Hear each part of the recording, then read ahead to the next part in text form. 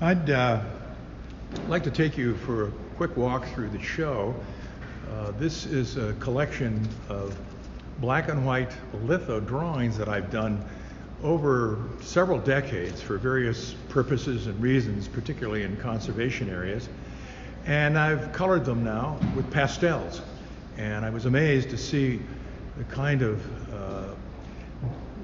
what you could call a beauty, spirit, dynamism, whatever it is, that emerges with color that wasn't present in the original black and white drawing.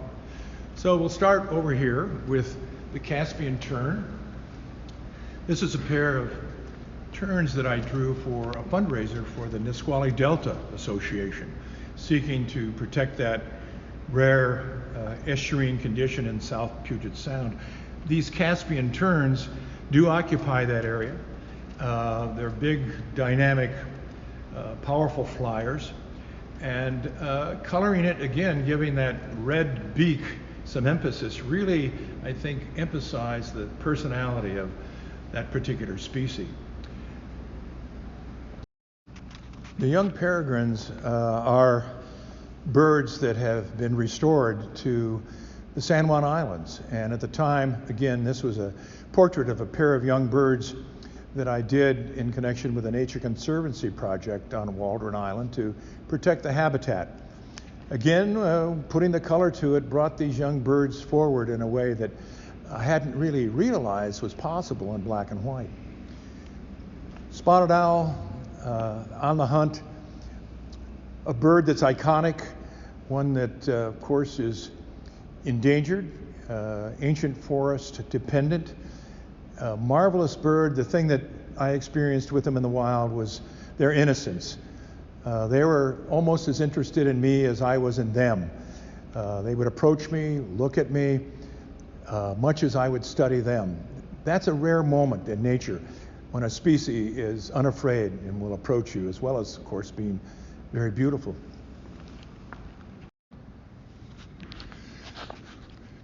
Tailored to the Task is a title that I gave to this as I began to color it, because I realized the beautiful elongated lines of the northern harrier as it patrolled up and down the edges of the cattails where it would hunt made it very clear that evolution had tailored this bird to do just exactly what it does.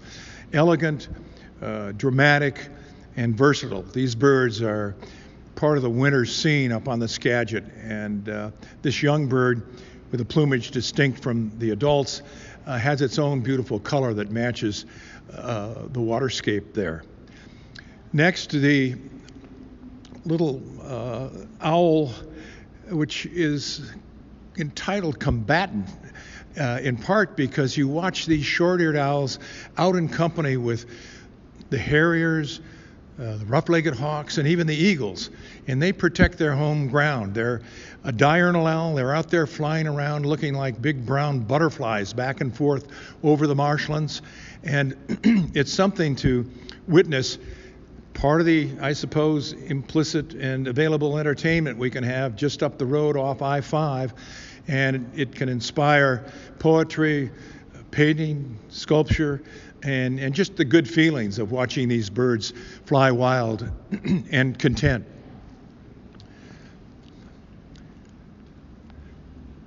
The goshawk that we're looking at in this picture is one at the forest edge that I've seen on occasion. They are very much a bird that goes into retreat and does not occupy very often company with people. The deep forest was suggested in the coloring. I added a few things to the original black and white, including the vine maple for color, but a big, powerful forest bird that has always impressed me with its presence and dignity and strength.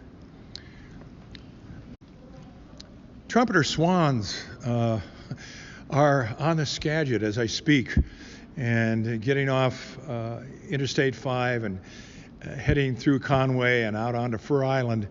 You can see them across the darkened landscape of the late winter, and they'll be here through March and then head back up to the Arctic. Trumpeter swans were not present when I first arrived here some time ago. they have recovered. They're a great story about a species returning and occupying space where it had formerly been wiped out. So there's a lot of upbeat aspects of species recovery, but moreover for me as an artist, depicting the beauty and to me the dignity of these birds that will pair up for life and protect their families, as I witnessed in the Arctic, where I watched nests of the birds on ponds out of Cordova. The diver is the common loon, which when we see them changing plumage for their spring and summer attire, they're pretty amazing. These I've watched off the docks at Edmonds, caught in the light. This particular diver skirted through with the sunlight over it, and I wanted to depict it. And I've done it both in stone and also in this originally a black and white drawing that I used for the cover of my book with Ken Balcom, Marine Birds and Mammals of Puget Sound, and then coloring it gave it another heightened intensity. Pygmy owl, coming down out of the higher mountains in the winter. Again, we can find in the Puget Sound lowlands on occasion atop a spruce or occupying a perch. A bird that flies around in the daylight, like the short-eared owl. But I've had these birds in my home, again, rehabilitating them and impressed by their immense power and strength, even though they're not much bigger than a large fox sparrow. They'll hunt species, small rodents, many times their weight and be quite successful. Penetrating expression is what I've always been struck by. This recovery piece, the future, again, a peregrine during the time that we were looking at what it would take to bring the peregrine falcons back to their original habitat after serious setbacks from poisons and from loss of habitat. This one in particular I wanted to point out because I colored that, as I do all of these, many times. I'll layer in the colors and see other colors come forward. But it wasn't until I was near the end, after putting the pastel color in, fixing it, and then putting another, that I began to see this bird looking back at me as I was looking back at the bird. I don't know if you can see that in the face, but it reminded me of what the subconscious can do that the conscious isn't aware of until after it's done. And I think I was going back, trying to and seeking to make a connection with the bird of mutual interest. That may sound a little bit strange, but that's as honest as I can state it. Black Merlin, this is a bird that's occupied, I call it new resident, our suburban areas. One could argue that in part, a lot of its food source, it's going to find in suburban areas that it formerly did not. But there again, the tolerance that we have for other species will welcome them back. This little Merlin, a male with that beautiful gunmetal blue color on the back, is something that's pretty unique and special to this species of the Northwest. Great to have Merlins here, and to some degree we can thank the crows that provide the nesting surfaces for these falcons to raise their young, in as much as they don't build nests of their own. Seldom seen, paraflammulated owls. I say seldom seen because they're there, and unless we're patient, unless we listen, unless we stick around for a while rather than just move in, we're going to miss a lot of things. And I've missed these owls in the wild when they've been there because I've moved too quickly. Patience pays off, and then when you do see them, you never forget them. These are birds of the Eastern Cascades, and I've heard them as much as I've seen them, but I have had a chance to have them at close proximity.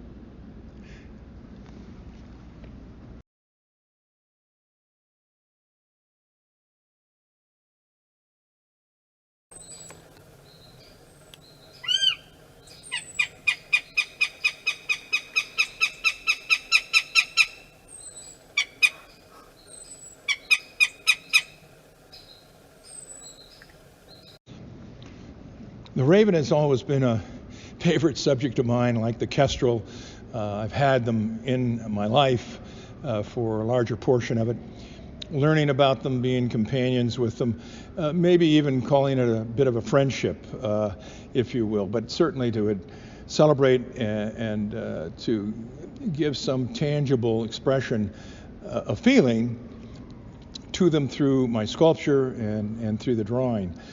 Native American myths and traditions, of course, are rich in raven lore, and clearly that was an influence on me as well. This title is The Trickster, and Mind of the Raven is a real thing, intelligent, cunning, clever, maybe well beyond what we can figure out as a wild creature.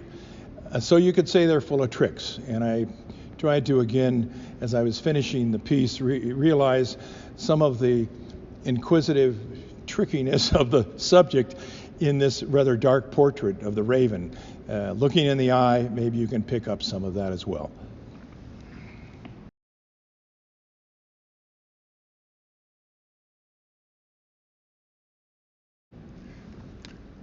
This is a young gerfalcon, a bit of a sad story because it had been illegally and tragically shot during waterfowl season.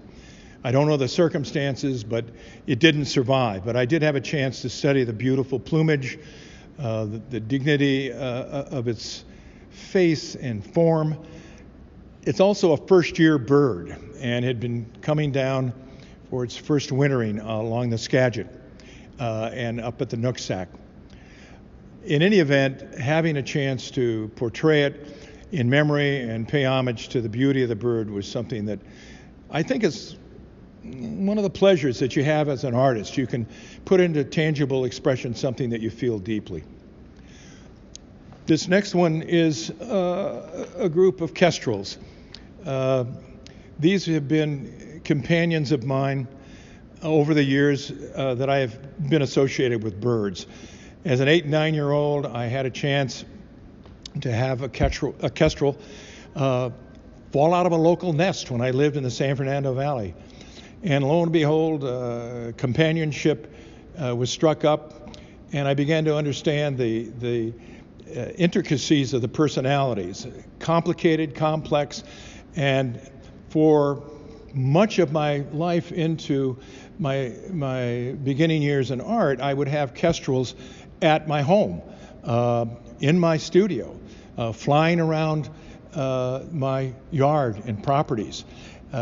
Much like I'd had them riding on my bike when I was a kid with me, I would have them out around the house. Wonderful, wonderful birds that have struck, I think, a chord and set me out on part of my career in celebrating them. This is another portrait of the spotted owl. I had done a number of them to, again, raise interest and awareness of the plight of this particular species, endangered northern spotted owl, largely because of the cutting of the ancient forest, because it's habitat dependent. It's so well suited to live within the depths of the forest, not often seen, of course, because of that. The barred owl has also come out and, in a way, nudged the spotted owl out of some of its habitat. But the inquisitiveness, the innocence of it, along with all the beauty, has always been an intriguing part of why I'd like to portray them. This piece is entitled Discovered, and it's a marble murrelet, a pair of them. I've mentioned the ancient forest more than once, but here again is an amazing marine bird, spends most of its life out at sea, where it dives and catches small fish, crustaceans and such, and yet goes all the way into the interior, into ancient forests to breed. With fewer and fewer ancient forests to find a nesting site, fewer and fewer of these birds are found here in Washington, or the Northwest for that matter. They do survive farther north, but on the other hand, I think their story is one of remarkable complexity. And only over the last 50 years did anyone have any idea where they nested. The first flight out of that nest for that young bird has to be to some body of water the seashore being some distance, they may well use a river to float on out to an estuary where they can eventually get back to sea.